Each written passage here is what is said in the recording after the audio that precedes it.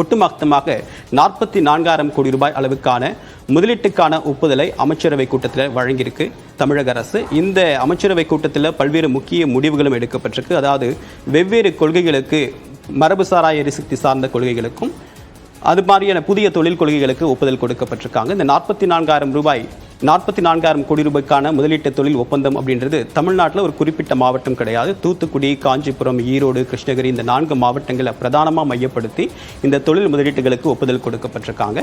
எந்தெந்த துறைகளுக்கு கொடுக்கப்பட்டிருக்கு அப்படின்னு பார்த்தீங்க அப்படின்னா, எதிர்காலத்தில் மிகச்சிறந்த முறையில் வளர்ச்சி அடையும் அப்படின்னு எதிர்பார்க்கப்படக்கூடிய உற்பத்தி சார்ந்த தொழிற்சாலைகள், உதாரணத்திற்கு பேட்டரி, மின்னணு வாகன பயன்பாடு அப்படின்றது ஒரு பக்கம் அதிகரிக்கு, அதற்கான தேவை அப்படின்றது பேட்டரி சார்ந்த தேவையை அதிகரிக்கும். இன்னொரு பக்கம் உணவு பதப்படுத்தல். இன்னைக்கு சர்வதேச அளவில் புகழ்பெற்ற ஒரு நிறுவனமாக கருதக்கூடிய மில்கி மேஸ் நிறுவனத்துடைய முதலீடு அப்படின்றது ஈரோட்டில் மேற்கொள்ளப்படுது. சுமார் 1,700 கோடி ரூபாய் அளவுக்கான முதலீடுகள் மேற்கொள்ளப்படுது.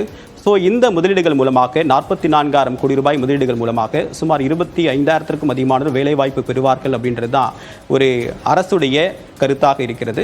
இது மட்டும் இல்லாமல் தமிழ்நாடு முதலமைச்சருடைய வெளிநாட்டு பயணத்தை முன்னிட்டு நடைபெறக்கூடிய இந்த அமைச்சரவை கூட்டம் அப்படின்றது இந்த முக்கியமான தொழில் முதலீட்டுகளுக்கு ஒப்புதல் தரக்கூடிய வகையில் அமைந்திருக்கு அப்படின்ற ஒரு கருத்தும் இருக்கு. ஸோ இந்த மாதத்துடைய இறுதியில் முதலமைச்சர் மு.க. ஸ்டாலினுடைய அமெரிக்கா பயணம் இருக்கக்கூடும் அப்படின்ற தகவல் இருக்கக்கூடிய நிலை இன்னும் அதிகாரப்பூர்வமான தகவல் வெளிவரல. இந்த பயணம் எதற்காக அமையும் அப்படின்னு பார்க்கும்போது ஒரு சர்வதேச முதலீடுகளை மீண்டும் தமிழ்நாட்டிற்கு கொண்டு வரக்கூடிய முயற்சியாக இந்த வெளிநாட்டு பயணம் அமையும் அப்படின்னு எதிர்பார்க்கப்படுது. அது மட்டும் இல்லாமல் இந்த அமைச்சரவை கூட்டத்தில் இந்த முடிவுகள் எட்டப்பட்ட உடனடியாக இதுக்கு அடுத்ததாக வேகமாக இந்த நடைமுறைகள் தொடங்கும் அப்படின்னு சொல்லப்பட்டிருக்காங்க. ஸோ இதானைக்கு அமைச்சரவை கூட்டம் எடுக்கப்பட்ட மிக முக்கியமான முடிவுகள் தொடர்பான தகவல். அடுத்து